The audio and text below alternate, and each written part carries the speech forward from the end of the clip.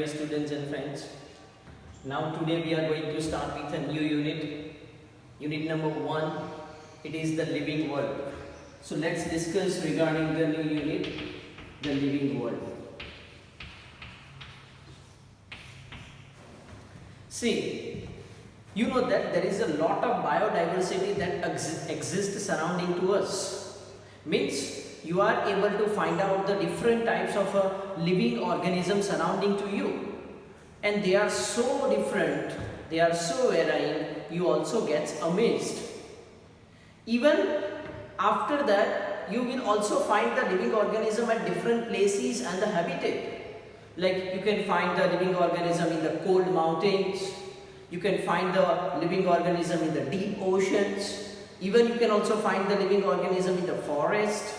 You will find the living organism in deserts. You can also find the living organism in the hot spring. There are certain places even you cannot imagine where you can find the living organism. How it is possible? How this diversity that occurs? That all things that we have to learn in the chapter, that is living world. Here you know that if you see anything surrounding to us, that is only going to be divided into two parts. That is the living and the second one is non-living. Here we are learning a subject called as biology. So we have to learn only regarding the living organisms which you can find surrounding to us. It is a science of living organism. So here the first question that comes into our mind, what is a living organism? Or what is a thing that separate the living organism from the non-living things? So let us discuss what is a living organism. Okay, so let's discuss what is living organism. It is very simple definition, as we have even previously discussed that what are called as a living, they are the organisms. Okay, they are organisms who has a life. Okay, they are the organisms who has a life. Means those who has a life, we are calling it as a living organism. Okay, life means they can perform the certain life processes. Those who can do a certain life processes, they are considered as a living, which the non-living cannot do.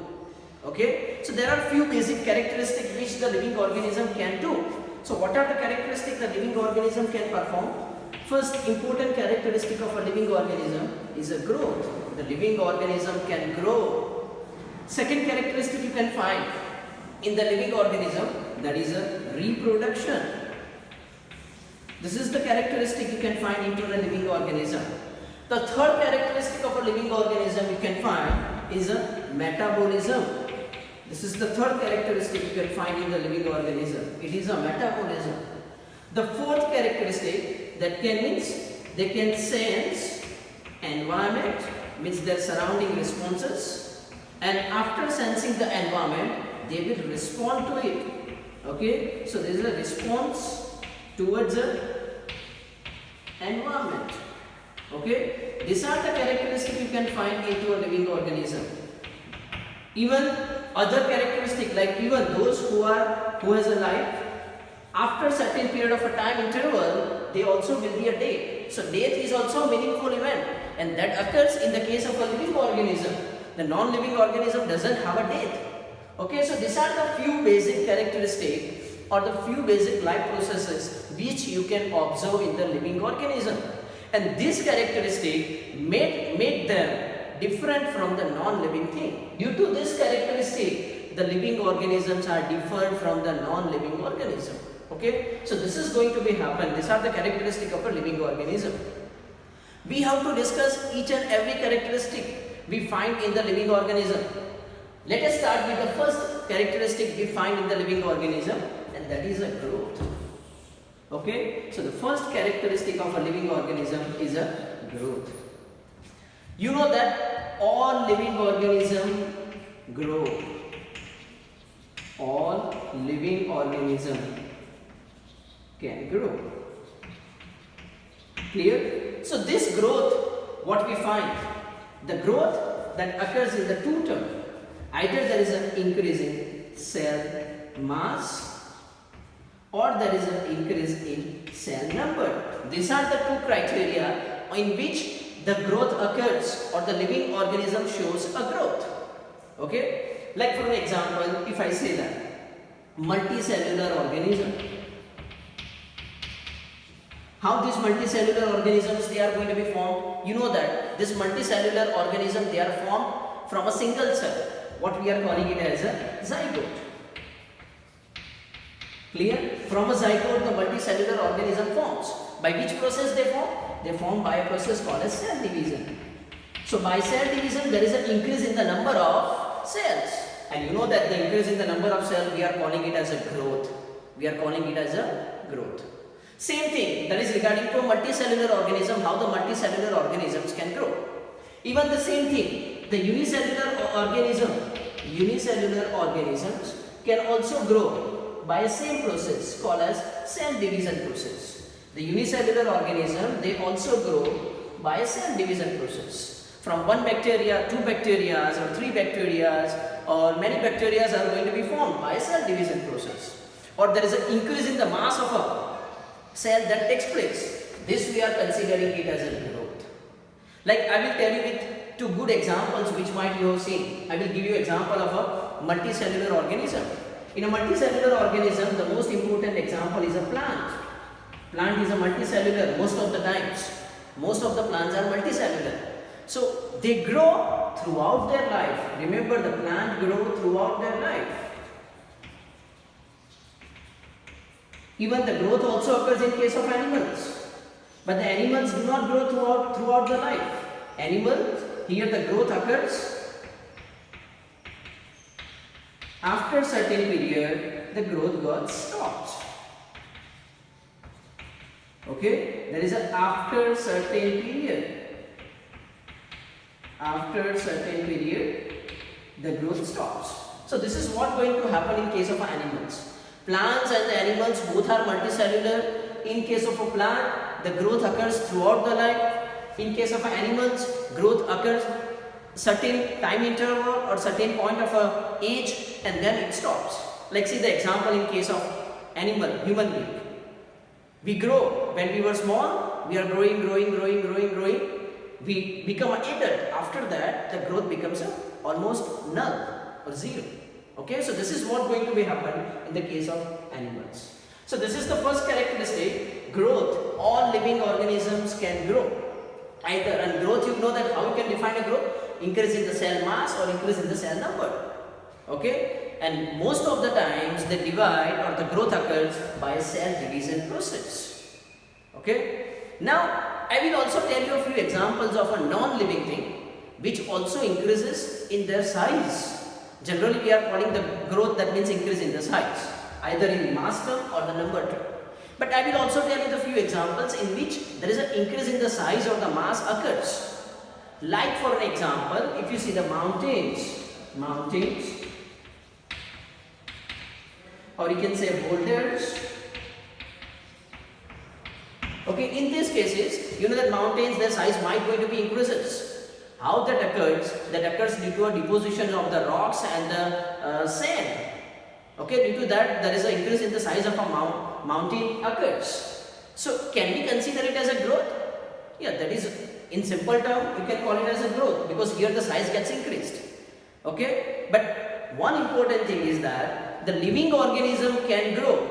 Here there is an increase in a size, but we cannot call it as a growth. Okay, as a definition term you can consider it, but it is not considered as a growth because the dead or the non-living thing cannot show a growth. Okay, so this is a dilemma in our mind that whether the growth is the only property of living organism, because by looking these examples we can also see that the non-living thing like this, they also shows a increase in the mass. Okay, so we get confused and dilemma. Okay, just only on growth we can define the organism as a living? Then no. So we also have to look after the other characteristic, and that is the other characteristic is a reproduction. Okay, so here the non-living mountain and the boulders can increase in the size, but they cannot reproduce. Okay, clear? So this is what going to happen. So let's see the another characteristic of a living organism, that is the reproduction.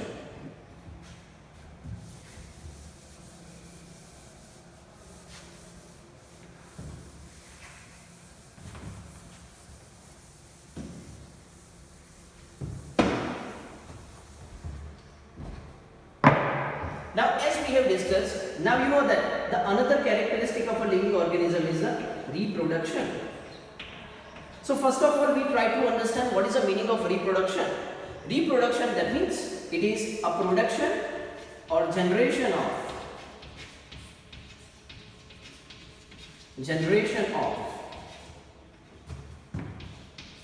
offspring or progeny, you can also call it as progeny, from parents which is similar to itself. This is called as a reproduction. What is called as a reproduction? Reproduction means there is a production or generation of an offspring or the progeny. Who will generate? The parents. From the parents, the offspring that is going to be generated. And the offsprings or the progeny that is produced, that are similar to a parents or similar to itself. Like from the egg of a hen, only the hen will hatch out. It is not like that the sparrow will hatch out from the egg of a hen. Similarly, the human can give a birth to a human being. The human cannot give a birth to a monkey or certain other living organism. That means here the progeny that is going to be produced in the reproduction, that is similar to itself. Okay, and who will do a reproduction? The parents, they will do a reproductions, and the offspring or the progeny that is produced. Who can perform this reproduction? The living organism can perform the reproduction. The non-living organism cannot do. Okay, so this is a reproduction. This reproduction can be of three types. How many types of reproduction are there? For easiness, I'm just giving you two types. Okay, up to your level, I'm just telling you two types. There are main important two types of a reproduction. The first is called as asexual reproduction, and the second one is called as a sexual reproduction. These are the two major way of reproduction: asexual reproduction and the sexual reproduction. The asexual reproduction, where only a single parent is involved, whereas in case of a sexual reproduction, two parents of opposite sex, that means one male and the other female, two parents of opposite sex are involved. Two male cannot reproduce, two female cannot reproduce. That means just the two parents, they cannot reproduce. Two parents of opposite sex, means one male, the other female, they reproduces by utilization of sexual reproduction. And here in asexual, there is only involvement of a single parent. In asexual reproduction, it occurs with or without formation of gametes. But the sexual reproduction, it always occurs with formation of gametes. In asexual reproduction, the organism or the offspring, progeny, they are produced are exactly same as a parent, exact same, no difference. But here, in a sexual reproduction, the progeny or the offspring they are produced, they are not exact same, they are similar looking. Like you or me, I look like my parents. Clear? I am not an exact copy of my parent, but I am similar looking with parent. Why? Because it is a characteristic of a sexual reproduction. But if a living organism, they reproduces asexually, then the offspring that is produced are exactly same looking as the parent. Okay? So these are the two types of reproduction that a living organism can perform: asexual and the sexual reproduction. Even in asexual reproduction, there are different methods by which a living organism can perform. I'll just say a few examples. There are few methods. First is called as a fission method. Second one is called as by formation of a spores. Okay, you can call it as the formation of spore is called as sporulation. The third asexual method is called as a budding. The fourth one, it's called as a fragmentation. These are the few examples of methods of asexual reproduction. And I will also tell you the name of animal or the name of living organism which reproduces by this method. So the fission, who will reproduces by the fission? In the fission, the bacteria, you can say that. They reproduces by the fission. Okay, or you can say that the Paramecium, Euglena, they reproduces by the fission. Who reproduces by the sporulation? Like you know that fungi, many of the fungi, they form a spore, and through this spore they reproduces, which is a kind of an asexual method. Okay, even the Plasmodium, they also reproduces by a sporulation method. Next is a budding. Who reproduces by budding? By formation of a bud, the Hydra. Hydra will reproduces by the budding. Okay, and fragmentation, that is, who will reproduces by the fragmentation? It is a starfish. Okay, so what is a fragmentation? Here the living organism divides or fragmented. It converts into a different compartments, and each compartment or each part of a living organism develop as a new living organism. This is called as fragmentation, which happens in the case of a starfish.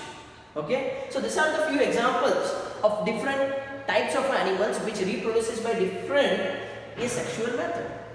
Most of the times the plants and the animals, particularly of higher classes, like amphibians, reptiles, birds, or angiosperms, gymnosperms, they reproduces by sexual method. Okay, where the two parents of opposite sex are involved in generation of a progeny that looks similar to one parent. So this is a characteristic you can find into a living organism, and this is called as reproduction. So reproduction is also a characteristic of a living organism. Non-living organism cannot reproduce. Like the fan which is present in your room, can it reproduce, generate the another fan similar to itself? No, it is not possible. So the non-living thing cannot reproduce. But I will give you a few examples of living beings who cannot reproduce. These are the exceptions.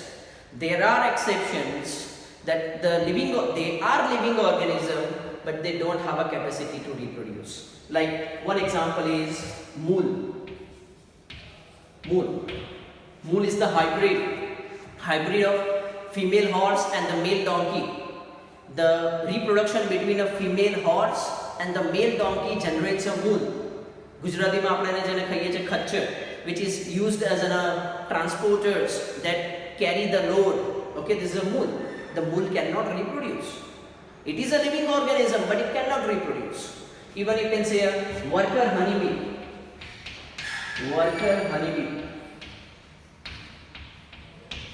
Okay, worker honeybee, that means you might have seen the honeybee hives. In the honeybee hives there are three types of a honeybee. One is a queen, second is drone, and the third one is you can say a worker. The worker honeybee, they are actually a female honeybee, but they don't have a capacity to reproduce. Only the queen, that means a fertile female queen can reproduce. Even the drone can reproduce, but the worker honeybee cannot reproduce. Okay, they just visit a flower, suck the nectar and come to the hives. Okay, and they collect the juice and come to the hive to prepare the honey. So they are the living organism. Worker honeybee, mule, they are the living organism, but they cannot reproduce. Even if you consider the human being, in a human being there are certain couples, what we call it as infertile couples.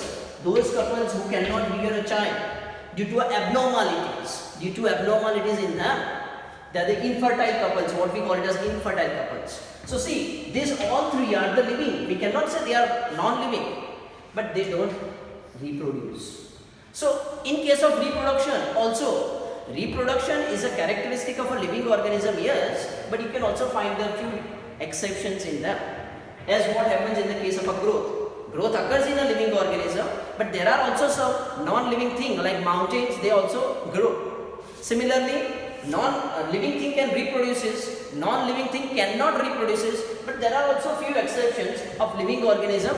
They are living, but they cannot reproduce. Okay, so this is the another characteristic we see. But usually, the living organism shows a reproduction, the living organism shows a growth. Okay, these are the two important characteristics of a living organism. Now we are starting with the next. It is called as a metabolism. The third characteristic of a living organism is a metabolism. So let's discuss the third characteristic of living being, metabolism.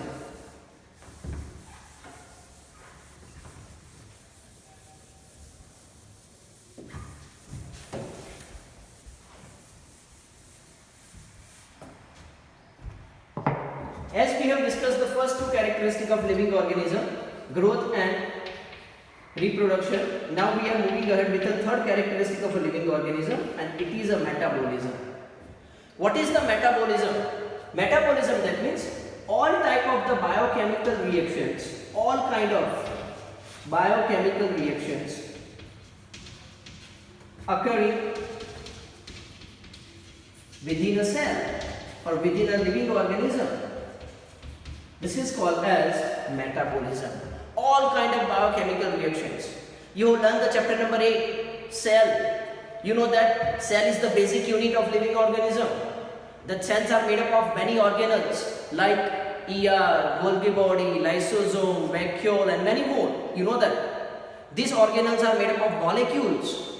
Okay, and these molecules are made up of atoms like carbon, hydrogen, oxygen, nitrogen, which together form a molecules like lipids, proteins, nucleic acids, and they are the structural component of the organelles, and they ultimately make the cell. So that means ultimate thing I want to say that every cell, they possess the different kind of molecules and the atoms. These molecules and the atoms, they are continuously interacting with each other. They perform the chemical reactions. There is a continuous chemical reactions happening in between them, and this process is called as metabolism. This metabolism process that involves two main steps. There are two main important steps which are involved into a metabolism. First is called as catabolism, and the second one is called as anabolism. There are two important steps which are involved into a metabolism. Metabolism involves two kind of chemical reactions or biochemical reaction. There is a catabolism and the anabolism. Here we are calling it as biochemical reactions. That means the chemical reactions which are happening in bio means living organism. Okay, that's why we are calling it as biochemical reaction. Otherwise, a chemical reaction can also occur in a chemistry laboratory, where we are mixing and making a something, or we are breaking a something. Okay, that is also happening. So it is not like that if the chemical reaction occurs, that means it's a living. But they are also happening within the living organism, and the living organism have a capacity to perform the metabolism. Here lots of reactions, they are happening simultaneously. Okay, simultaneously there is a very heavy traffic. Kai bantu percent, kai 2%, it is continuously happening. Like you are eating number of things that is breaking down, and something is going to be making in your body what the living organism does. But actually this all reactions, that is metabolic reactions or metabolism, they are categorized or classified into two types: catabolism and anabolism. What is a catabolism? Catabolism in a single language we are calling it as breakdown reaction. Breakdown. And the anabolism, that means it is synthetic reaction. Means here in catabolism something is going to be broken down, kasuk tute je. And anabolism, something is going to be prepared or made by a living organism. This is called as the anabolic. That means something is going to be synthesized, something new thing is going to be synthesized. This is called as anabolism. Both kind of a reaction, catabolism and the anabolism, both kind of the reactions are continuously happening within a cell. Breakdown as well as in a synthetic reaction. The intensity of whichever the type of reaction is high depends on the result occurred. Like suppose a Kutwani process, breakdown process. Anabolic process is a synthetic process, Banwani process. अब मानी लो कि suppose Banwani process વધારે છે compared to a breakdown process. If the anabolic reaction occurs in a higher proportion, anabolic reaction that occur in higher proportion compared to a catabolic reaction, then what is going to happen? Then what happens? Growth. बराबर છે? Remember one thing, both kind of the reactions are continuously happening in the body, and they happen simultaneously. બે જોડે જોડે થતા હશે, પણ બેમાંથી કોઈ એક વધારે હશે અથવા ઓછું હશે અથવા બે ઇક્વલ હશે. There is three possibilities. Either both reaction occurs equally, or catabolism occurs more, or the third possibility, the anabolism occurs more. I am showing the first possibility. If the anabolic reaction is more than catabolic reaction, then what happens? A growth occurs. Because અહીંયા બને છે બધા comparable to તૂટે છે. બરાબર બને છે વધારે so obviously the growth occurs. Now assume another condition, if catabolic process is more than anabolic process, એટલે બનવા કરતા તૂટવાની પ્રોસેસ વધારે થાય છે, then what is going to happen, that results into an wear and tear. This is what happens usually in the older age, the wear and tear that happens during the older age, whereas here the more than anabolic process that happens during the younger age where the growth occurs. How you are growing? Because in your body the anabolic process is much higher than the catabolic process, and when both are equal, the steady state is maintained. The steady state is maintained, like what happens in the case of adulthood. In the childhood the growth occurs, at that time the anabolic process is more.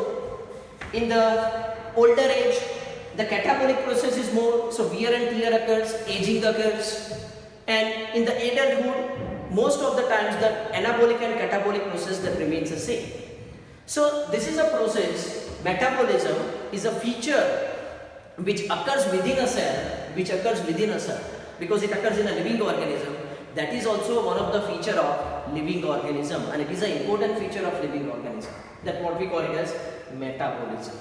Okay, so growth, reproduction, metabolisms, they are the features of living organism. Now the fourth characteristic what the living organism shows, okay, and the non-living organism doesn't shows, that is sense towards the environment. They can change, that can detect the change which happens surrounding to them. You can feel a cold, you can feel a hotness, you can feel a sweet taste. Okay, so this is what going to happen. Even you can hear, okay, you can feel a pressure, you can do this, or the living organism can do. Okay, clear? Even the plant can also do. Plant can also respond to on a light, water, you can say that the soil, etc. There are different factors, even the touch. So they also respond, shows the response towards a different stimuli. So living organism, they sense the environment and they shows a response towards it. In the animal like us, we sense the environment with our sense organs like eye, ear, skin, tongue, nose. These are the different sense organs by which we can sense and we will respond towards it. Barabar che? Clear? Suppose if there is a very cold environment, then I shiver, I show the response. When there is a very hot environment, I perspirate. Okay, clear? This is what going to happen.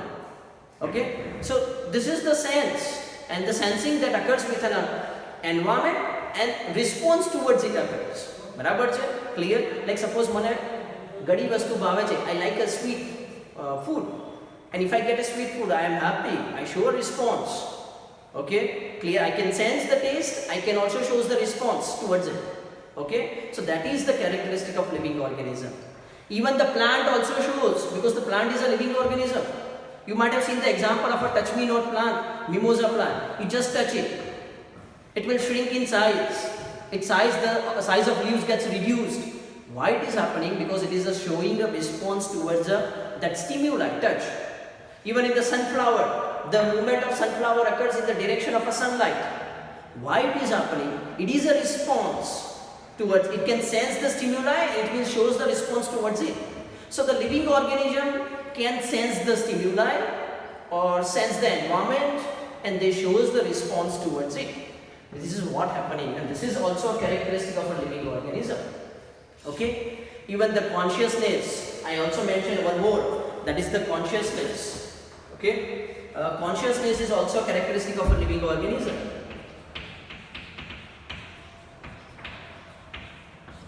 Living organisms are conscious because they can sense. Okay, અત્યારે આપણું મગજ ચાલે છે, જેમાં બી ચાલતું હોય. Usually it should be in study, પણ ભલે ગમે ત્યાં હોય, we can detect the change. આજુબાજુ કંઈ બી ચાલતું હશે, ગેમ ચાલતી હશે, ટીવી ચાલતી હશે, ભણવાનું ચાલતું હશે, બીજું કંઈ ચાલતું હશે, તમે ત્યાં ધ્યાન આપી શકો છો. You are the conscious, બરાબર છે? And that your brain can sense it and respond towards it. બરાબર છે? So the consciousness is also a characteristic of a living organism. Okay, but in consciousness there are also few examples. Like suppose a person is a brain dead, એવો માણસ છે who is on a ventilator, the person's lung and the heart are not working. The person is on a machine like a ventilator. The machine do the all work of heart and the lung. The brain dead and કશી ખબર નથી પડતી. The person is in a coma. હવે એ માણસને here there is no consciousness, એ બેભાન જ છે. So shall we consider that person as a living?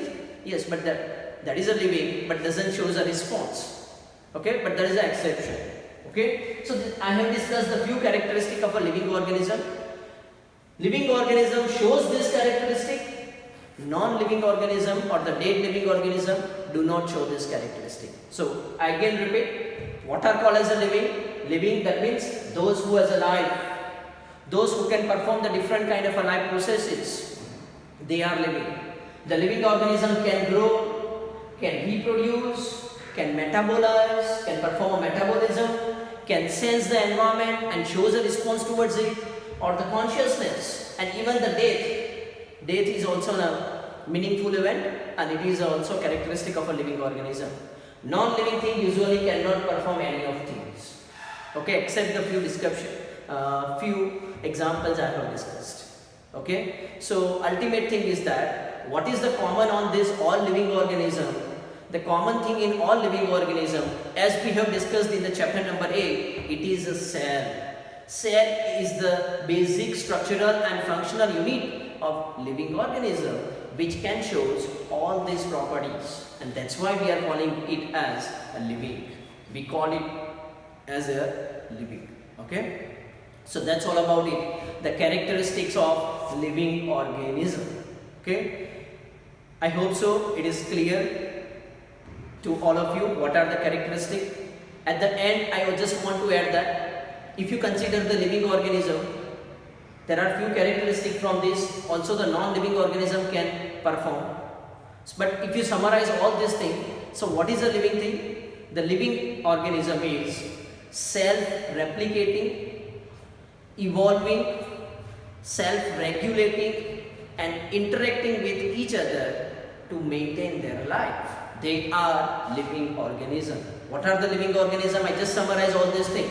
They are self-replicating, means they can generate a new species, or they can generate the new offspring or progeny, that means they reproduce. Evolving, they shows the variations.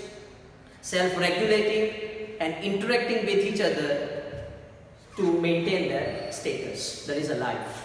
Okay, so they are called a living. Okay, so that's all about the what is a living, what are the different characteristics of a living organism, and how the living organism differs from non-living things. Okay, so that's all about it. As you know that there are variety of living organisms that exist surrounding to us. We have a lots of biodiversity. Regarding the biodiversity and their identification and nomenclature, we will learn in the next session. Till then students, keep learning, keep watching, like and subscribe this channel. Thank you for watching.